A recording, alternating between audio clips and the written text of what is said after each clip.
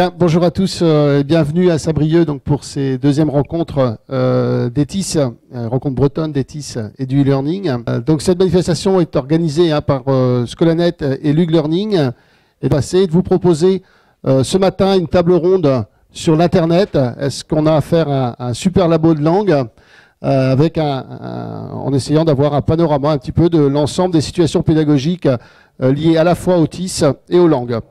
Donc pour participer à cette table ronde, nous avons demandé à trois intervenants de bien vouloir être présents parmi nous aujourd'hui. Donc Jürgen Schnauer, donc président du comité scientifique de l'Union des professeurs de langue des grandes écoles d'ingénieurs et de management. Alan Nobili, donc, qui est directeur général de SPIX, et puis Patricia Lynch, qui nous vient du centre de formation des langues de la Chambre de commerce de Brest. Une réaction? Les formations e-learning aussi qui sont mises en place, ce qui, j'espère que tout à l'heure j'ai pas donné l'impression que ça ne marche pas.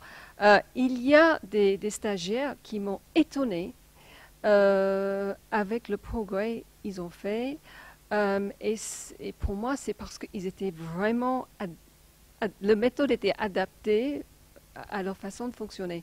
Donc, ils aimaient bien ce type d'outils et là, ils faisaient beaucoup de progrès. Bon, il y avait des cours en présentiel aussi, mais ce qui est intéressant, je trouve, avec tout ce qui est à distance et M-learning et tout ça, c'est qu'on peut le faire quand on veut. On travaille quand on veut, à notre rythme.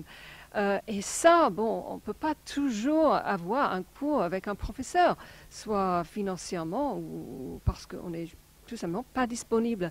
Donc, il y a des éléments, en fait, qui sont très, très intéressants. Deux remarques.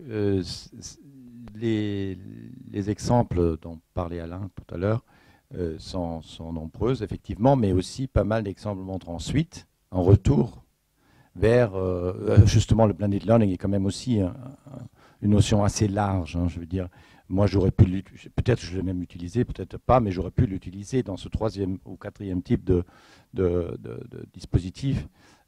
Bien sûr, la question c'est ce que je voulais dire, quelle philosophie, quelle vision est derrière, quelle finalité de l'apprentissage.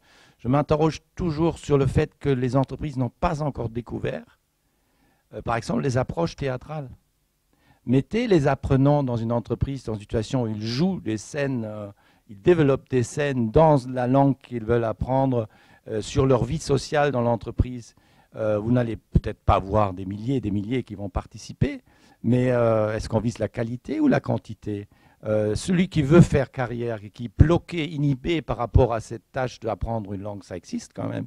Eh bien, on a fait l'expérience que par des approches différentes, justement inactives, théâtrales, etc., on peut arriver à des résultats aussi combinés avec, à la maison, bien sûr, ou dans des moments, dans le travail d'apprentissage avec des logiciels, etc.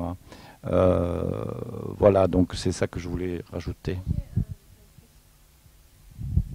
Une question à poser à Alain.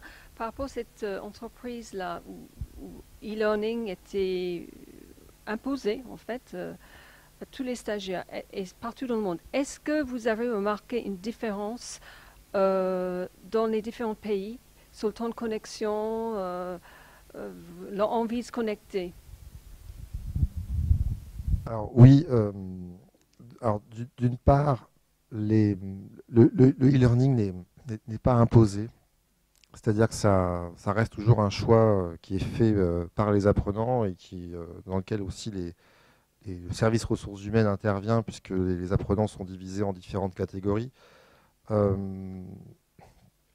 Il est peut-être imposé, en tout cas la formation pour les langues est imposée pour certaines populations, ceux qui doivent absolument apprendre, progresser. Alors, effectivement, c'est extrêmement saisissant, mais on n'apprend pas pareil selon sa propre culture. Il y a des pays qui sont beaucoup plus ouverts et tournés vers l'enseignement. Moi, je vois de l'œil du côté des nouvelles technologies, et peut-être qu'effectivement, ils seraient aussi attirés par d'autres techniques innovantes, parce qu'en fait, que ce soit le théâtre ou les TIS, on est dans la recherche de succès, d'innovation et d'attraction et de progrès. Mais voilà, en tout cas, les Brésiliens, par exemple, sont des gens qui apprennent naturellement, et ça fait partie de leur manière de vivre leur vie professionnelle, et je dirais même leur vie en général, d'apprendre. Donc il suffit de donner un code d'accès, un parcours en ligne à un Brésilien. Alors nous, aujourd'hui, on a 2500 apprenants qui sont au Brésil, toujours dans le groupe ArcelorMittal, mais on en a d'autres dans d'autres entreprises. Ce sont eux qui progressent le plus. En fait, par contraste, on pourrait comparer avec la France. La situation en France, finalement, elle n'est pas brillante en termes de formation professionnelle. Et là, je pense qu'on va au-delà des langues, mais on est dans un système qui est extrêmement régulé, où les dépenses de formation sont imposées, elles sont assimilées à des dépenses fiscales pour les entreprises, donc à une obligation. Le choix des apprenants bon, c'est en évolution à travers le DIF, mais n'est pas encore fortement promu, et ce ne sont pas encore assez les apprenants qui sont acteurs de leur formation. Donc on est face à un problème de motivation profonde des apprenants et finalement aussi la question du sens. Parce que pourquoi dois-je progresser en anglais alors que est-ce que c'est mon employeur qui me l'impose? J'ai pas trop envie de le faire. Donc là, il y a vraiment un gros travail à faire, je pense, au niveau de la presque politique et sociétale pour améliorer la perception de la montée, de la gestion des compétences au niveau individuel. Voilà.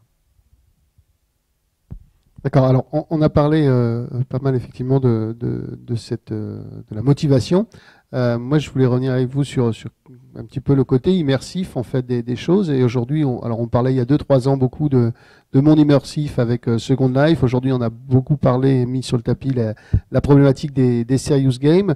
Est-ce que vous pensez que ces mondes immersifs sont une opportunité finalement pour recréer de la motivation dans l'apprentissage des langues ? Est-ce que vous utilisez ou est-ce que vous avez recours à ces artifices, on va dire? Certains collègues, oui, bien sûr. Mais là aussi, j'exprime quand même une inquiétude que j'ai tout à l'heure évoquée déjà. Mais voilà, pourquoi toujours ce rapport à l'autre qui me rend vraiment triste, en quelque sorte. Je pose ces questions. Parce que dans tous ces jeux, dans tous ces rapports artificiels avec une réalité virtuelle, je reste toujours maître à bord. Je suis toujours celui qui peut arrêter quand je veux, qui maîtrise tout. Alors que la réalité de la vie sociale est tout autre. C'est-à-dire l'autre avec un grand A, c'est celui qui ne veut pas au même moment la même chose que moi. Et pourtant, je dois quand même composer avec lui. C'est ça la vie sociale. Sinon, je suis ailleurs, je suis sur une planète. Et combien de jeunes aujourd'hui sont sur une autre planète? Donc c'est quand même des tendances provoquées par la technique dans le sens de Heidegger, c'est-à-dire non réfléchi, on va dans ce sens, on ne réfléchit pas trop. Pourquoi j'ai mis en place dans mon école les tandems? Alors vous connaissez les tandems, c'est un exemple d'immersion aussi, mais disons artisanal, mais vrai. Parce que vous connaissez les tandems, il y a toute une histoire de 40 ans de tandem, de recherche, etc. Donc c'est apprentissage de la langue maternelle de l'autre. On est à deux, un binôme, et chacun, entre guillemets, enseigne, mais donne à l'autre sa langue maternelle. Chacun travaille dans la langue qu'il veut apprendre pendant 1 heure, ou vice-versa. Alors ça s'est développé dans les e-tandem. Bien sûr, c'est bien qu'un étudiant de mon école travaille sur Internet avec Skype, avec un étudiant au Brésil. Mais alors, quelle absurdité! Sur l'entrecampus, il y a 40% d'étudiants étrangers. Je propose qu'on rencontre l'autre d'abord sur place. Pourquoi éviter l'autre qui est face à moi et aller chercher quelqu'un qu'on va peut-être jamais revoir ou avec lequel on va développer quand même, comparé avec celui qui est sur le même campus, une relation beaucoup plus superficielle, forcément. Donc d'abord les tandems sur place, 60 étudiants, donc 30 binômes qui travaillent, qui apprennent la langue de l'autre, c'est une immersion partielle, forte, qui crée justement l'envie de rencontrer l'autre, parce qu'on peut moins bien s'échapper. C'est engageant dans le sens de Lévinas, c'est l'autre visage complètement différent qui est face à moi. Et je suis engagé face à l'autre. Il est irremplaçable, je ne le comprendrai d'ailleurs jamais. Mais là, j'ai une aventure avec lui pendant un certain temps, un semestre, que je valide en plus, parce que le travail est validé selon des critères de linguistique, méthodologique et travail en autonomie et interculturel. Qu'est-ce que j'ai appris de l'autre pays, de l'autre culture, etc. Je m'arrête là. Donc oui, effectivement, je voulais juste exprimer le fait que aujourd'hui, on se retrouve dans le monde des affaires, dans le monde de la vie professionnelle, quel que soit le métier qu'on fait, on se retrouve confronté à non plus à des marchés. Enfin, ce que je veux dire, c'est que pour apprendre l'anglais, c'est plus pour gagner des marchés, pour aller à l'étranger. Non, maintenant, on est forcément confronté à alors dans les grandes écoles, à des étudiants étrangers, mais dans la vie de tous les jours, la vie professionnelle, à des collègues qui viennent de cultures et de pays différents. Donc, je crois que la finalité de l'apprentissage des langues, aujourd'hui, c'est ça, c'est de pouvoir communiquer avec des autres qui sont plus à distance, et que je vois ponctuellement, mais que je vois finalement tous les jours, parce que je travaille avec eux ou je vis avec eux. Alors après, nous, en tant qu'entreprise spécialisée dans le e-learning pour les langues, on a mis en place des systèmes d'entraînement à ces situations. Le mot entraînement est tout à fait juste. Le blended learning alterne partie d'entraînement et mise en pratique après avec des formateurs, ou encore mieux mise en pratique directement dans des situations réelles. L'outil qu'on a développé, c'est celui des classes virtuelles, qui permet de réunir alors, dans des classes dédiées des apprenants qui sont de tout pays. Donc on va réserver quand on veut, donc effectivement c'est le choix qui est laissé à l'apprenant, et on va retrouver dans la même salle des Brésiliens, des Russes, des Chinois ou des Japonais, et travailler dans une situation professionnelle. Voilà. Donc Jean-François t'a demandé si on utilisait Serious Games. Non, on n'utilise pas ce type d'outil pour l'instant. Je connais des stagiaires, surtout dans les grandes écoles, qui utilisent. Je suis de même avis que OK, pour aller s'entraîner un petit peu dans un bar virtuel, pourquoi pas, mais que je trouve qu'on ne s'engage pas et qu'il y a d'autres façons de le faire. Vraiment, il faut s'engager à un moment vis-à-vis une langue étrangère ou d'autres types de dialogue. Et non, on ne propose pas ça pour l'instant. J'ai envie de rajouter un élément. Là, je suis un peu critique envers le pays qui m'accueille depuis longtemps, maintenant presque la moitié de ma vie, donc je suis bien ici, mais il y a quand même une contradiction fondamentale. C'est-à-dire, on a, tout le dossier le dit d'ailleurs, la France ne pratique pas un dialogue social très performant. La France est le pays qui a le plus de conflits juridiques devant les tribunaux prud'hommes, comparé avec d'autres pays. Le code du travail en poids a triplé en 20 ans. On n'arrive pas à dialoguer, d'accord, dans la vie de tous les jours. Et après, on individualise la communication dans les processus d'apprentisse et on fuit toutes les situations de la rencontre avec l'autre vraiment qui est différent et avec lesquelles je devrais justement travailler. Et la différence, elle existe en toutes les équipes. Pourquoi les entreprises, même en visant l'anglais comme langue de travail, mais quel anglais encore, d'accord? On parle bien d'une langue extrêmement utilitaire. Mais pourquoi une entreprise n'aurait pas intérêt de favoriser aussi l'apprentissage d'autres langues en termes de vente? On dit toujours pour le vendre, il faut maîtriser bien plus que l'anglais.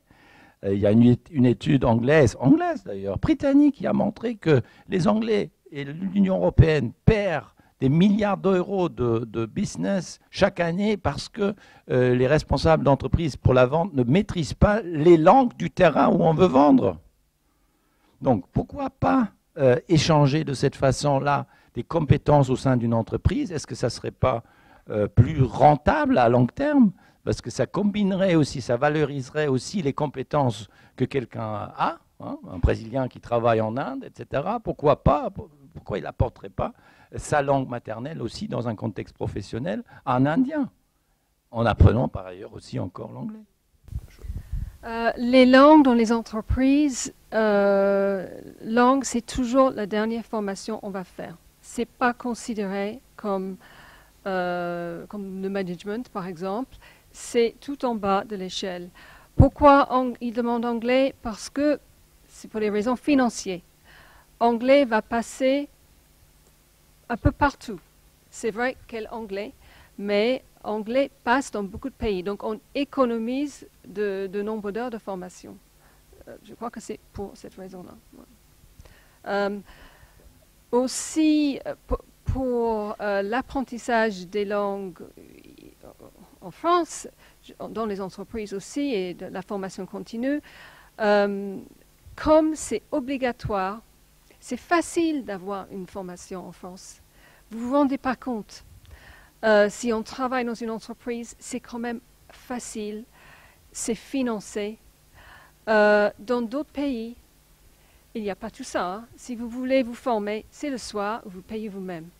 Et si vous voulez avancer dans votre travail, c'est comme ça se passe. Ici, je trouve, c'est vraiment trop facile. J'ai effectivement rien à ajouter là-dessus. On est dans un... Je peux juste préciser que le système français, vous savez, est basé sur, non pas sur finalement des résultats, mais sur un système horaire, en tout cas dans la formation continue, et tout se traduit en heures, alors que ce qu'on attend d'un apprenant, c'est qu'il progresse et pas qu'il réalise un certain nombre d'heures. Donc ça, c'est juste un exemple du fait que le système est... nous savons, en tant que prestataire e-learning, on essaie de faire évoluer les choses et on sent que les choses vont évoluer dans les années qui viennent quand même. Hein. On va se tourner vers un système qui va être tourné plus vers l'efficacité, les résultats. Alors, on a abordé la conduite du changement et la communication, et on assiste quand même à un développement très important des réseaux sociaux aujourd'hui. Quelle est la place de ces réseaux dans l'apprentissage des langues? Parce qu'ils font aussi partie des dispositifs où ils peuvent accompagner les dispositifs e-learning quand on n'a pas le campus à disposition. Donc, est-ce qu'il y a des initiatives qui sont menées en ce sens-là pour justement travailler en multilinguisme sur les réseaux sociaux? Alors, les apprenants qui sont inscrits dans des dispositifs d'entreprise, souvent des grosses entreprises, sont reliés entre eux. Ils utilisent tous des outils communs. Donc, par exemple, ce qu'on appelle un LMS aussi, ils sont tous inscrits. Donc, ce sont les formateurs qui vont animer à travers des classes virtuelles ou des envois d'emails à tous, une sorte de communauté par niveau, par thème. Et on a de plus en plus recours aussi à une sorte de Twitter professionnel qui s'appelle Yammer, qui permet en fait de créer des réseaux internes, donc dédiés à la problématique langue, par exemple, chez Air France ou chez Ericsson.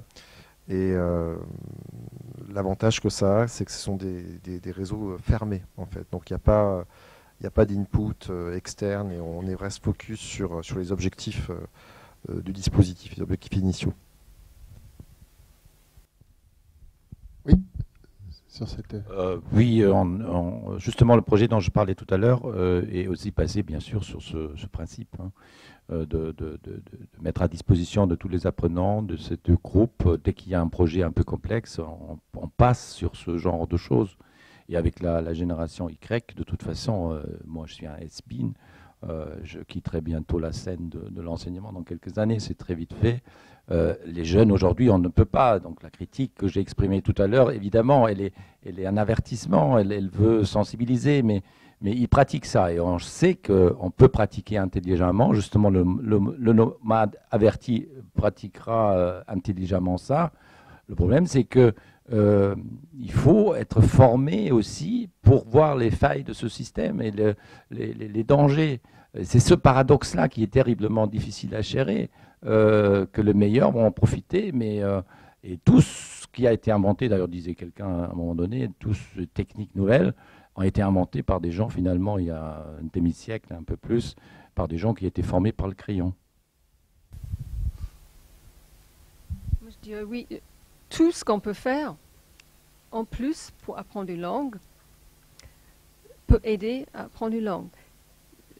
Homework, devoir, c'est ça, tout ce qu'on peut faire en plus. Donc si ce n'est pas les réseaux sociaux, oui, peut-être ça va aussi aider à apprendre. Bien, merci. Peut-être un petit mot avant de passer, s'il y a des questions dans la salle. L'enseignement des langues dans 10 ans, il y a toujours du face-à-face ou on a des coachs à distance qui animent quelques stages? Alors, j'ai juste un chiffre quand même, c'est-à-dire que on a fait une étude sur à peu près 120 Learning and Development Managers, donc responsables de formation de grands groupes internationaux, qui voient tous dans les 5 ans à venir la part de présentiel passer de aujourd'hui 47% à peu près 18% dans 5 ans. Ce qui ne veut pas dire que le présentiel va disparaître, c'est complètement faux. En fait, ce qui va changer, c'est la manière d'envisager l'action des formateurs. Et en contrepartie, ces mêmes personnes répondaient que la part du blended learning allait augmenter dans les mêmes proportions.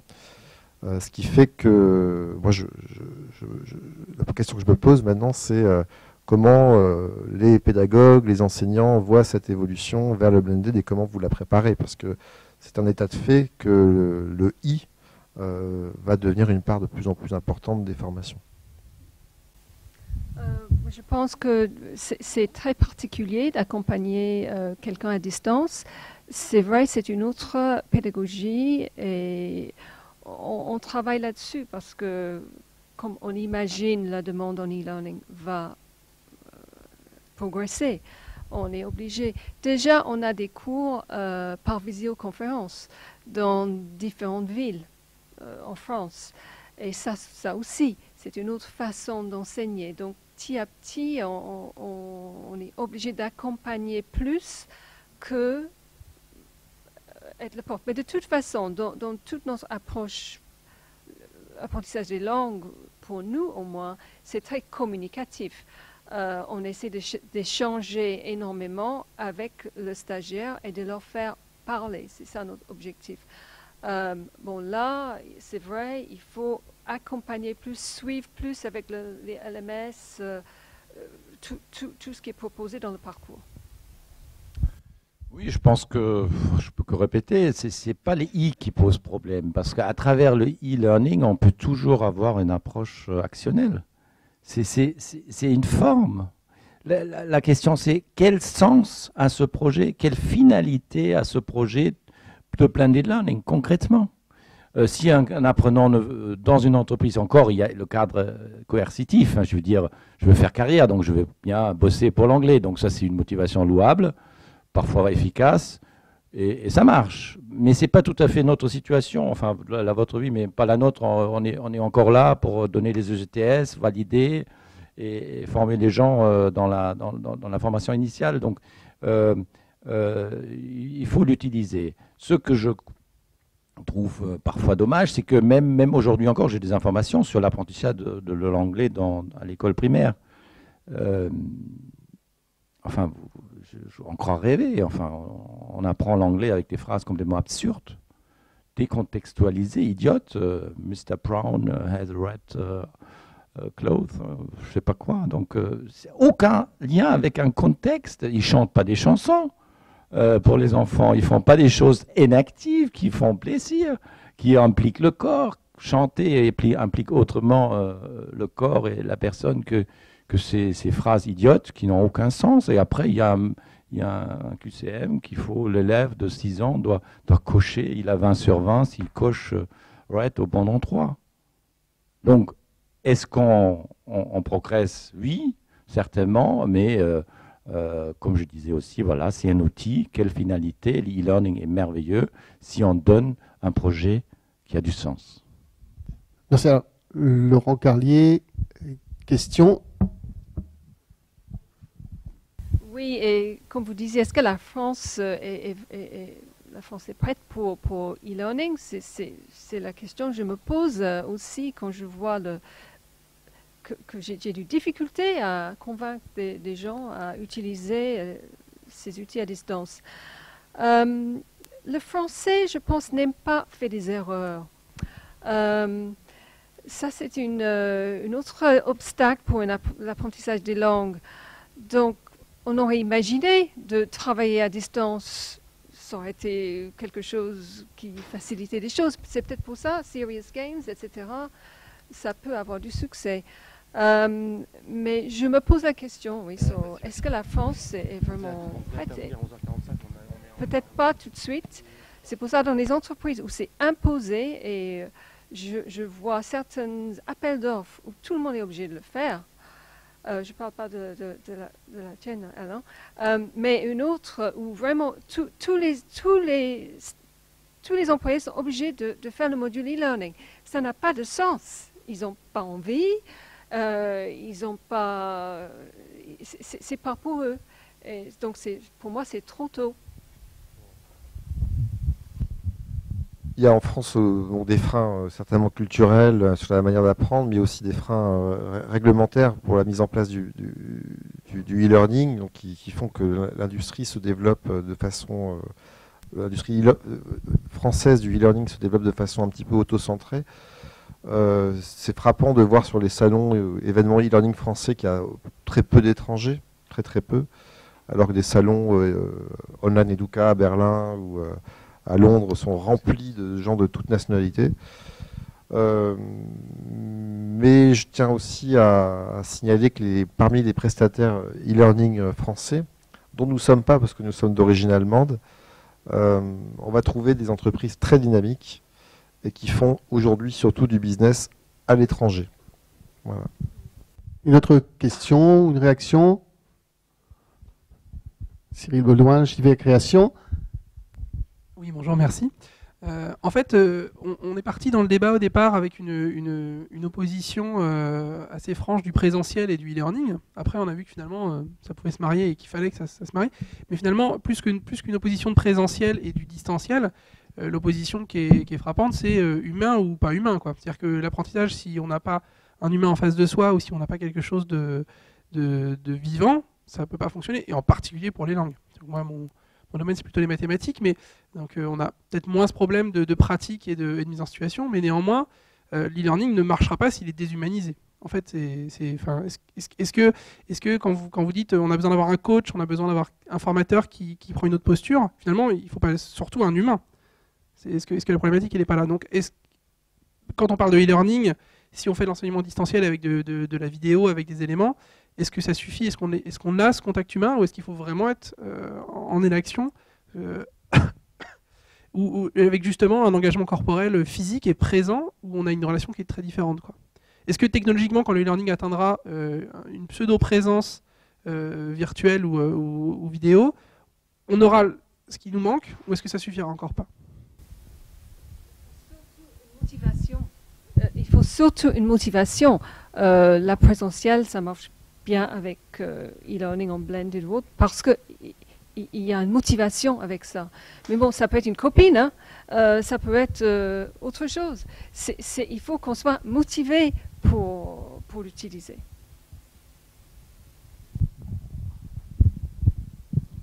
Juste une remarque encore par rapport à ce qui a été dit tout à l'heure. Je pense aussi que c'est très important que pour les enseignants qu'il y ait une aide, une compétence supplémentaire du côté d'un personnel qui est formé en informatique.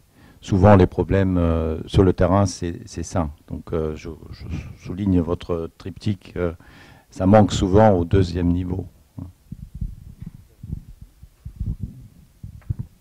D'ailleurs, en fait, aussi pour rebondir sur ce thème-là, très souvent, dans les universités, nous travaillons plus avec les services informatiques qu'avec les enseignants.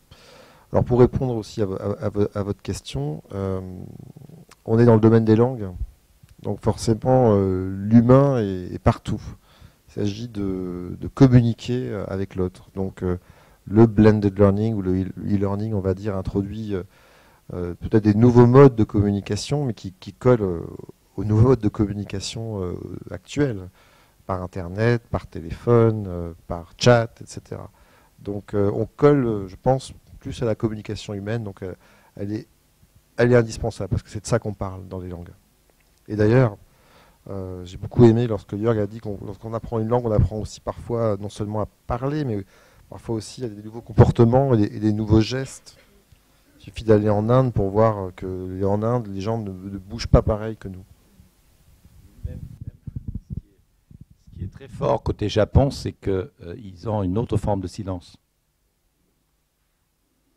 Ils se taisent autrement. Et donc, on parle aussi autrement. Alors, quand on rencontre ça, c'est très perturbant. C'est très perturbant. Et ça enrichit bien sûr notre propre culture, parce que nous avons aussi le silence. On connaît le silence dans la culture occidentale, bien sûr, mais voilà. Pour nous, c'est rien dire. Mais un Japonais qui se tait peut dire beaucoup de choses. Voilà, ça, c'est l'aspect culturel dont on a un peu parlé, mais qui est effectivement... Une autre question, réaction?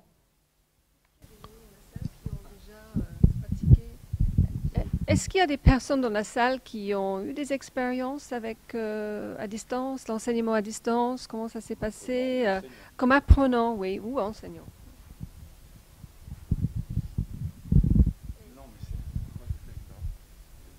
Et c'était quoi votre...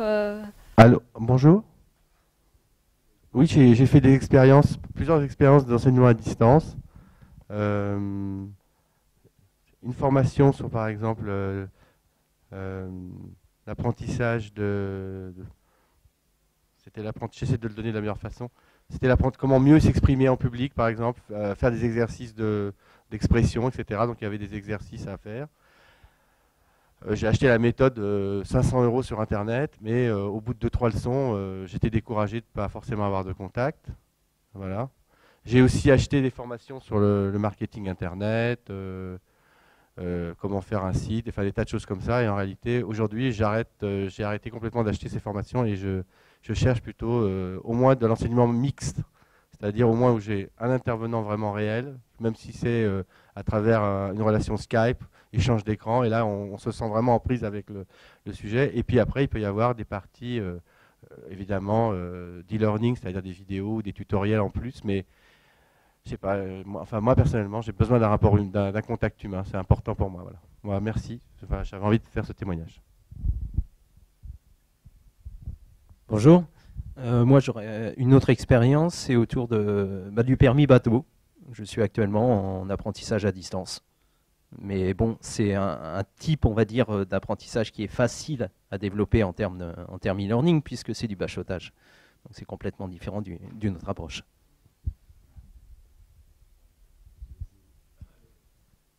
C'est logique que c'est comme la voiture. Le code de la route, on l'apprend, on peut l'apprendre n'importe comment. Mais ce n'est pas pour autant qu'on sait conduire une voiture. Après, vous allez, j'espère, sur un bateau quand même, à un moment donné.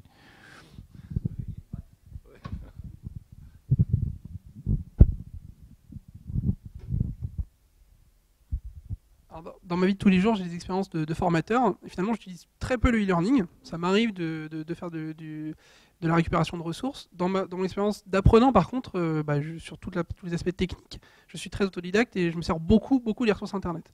J'achète rarement des formations, c'est-à-dire que je me fabrique ma formation moi-même.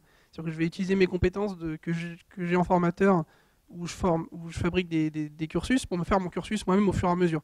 C'est-à-dire que je vais d'abord avoir une phase où je vais aller chercher l'information, donc que ce soit des informations gratuites ou payantes, en les glanant un peu partout sur Internet. Donc c'est facile sur des éléments techniques, d'informatique, de sites web, tout ce genre de choses. On trouve beaucoup de contenu. Je fais mon tri, et une fois que j'ai fait mon tri, je commence à me former. Et très rapidement, si la ressource pédagogique ne me plaît pas, je la jette, j'en prends une autre. Parce qu'il y a foison de ressources disponibles. Par contre, quand je fabrique ma formation pour mon utilisateur, selon le profil d'utilisateur que j'ai en face de moi, je sais que des fois, je n'utiliserai pas du tout de ressources Internet, pas du tout de ressources e-learning, et il faudra tout faire à la main et tout faire avec une très forte présence en fait. Donc effectivement, peut-être que je fais partie des rares élus qui peut me permettre, parce que dans mon domaine c'est possible, parce que les ressources sont disponibles et parce que j'arrive à le faire, parce que je maîtrise parfaitement l'outil pour les trouver. Mais effectivement, l'autonomie tout seul face au e-learning, c'est quelque chose de pas du tout abordable.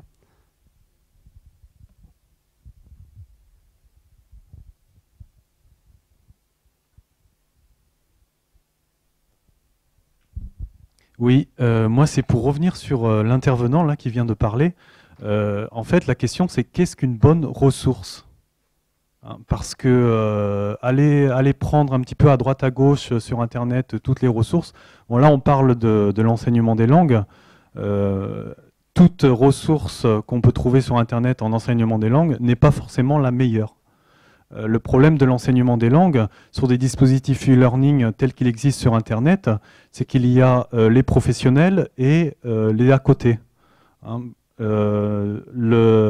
Nobili sur Spix fait partie, entre guillemets, des professionnels, mais il existe des tas d'autres dispositifs qui fonctionnent sur « Ah ben moi je sais parler l'anglais, ah moi je sais parler le japonais, donc je suis capable d'enseigner le japonais, ou je suis capable d'enseigner l'anglais ». Ça ne marche pas comme ça. Un formateur de langue, un enseignant en langue a un savoir-faire et toute personne n'a pas à sa disposition ce savoir-faire de façon innée. Voilà.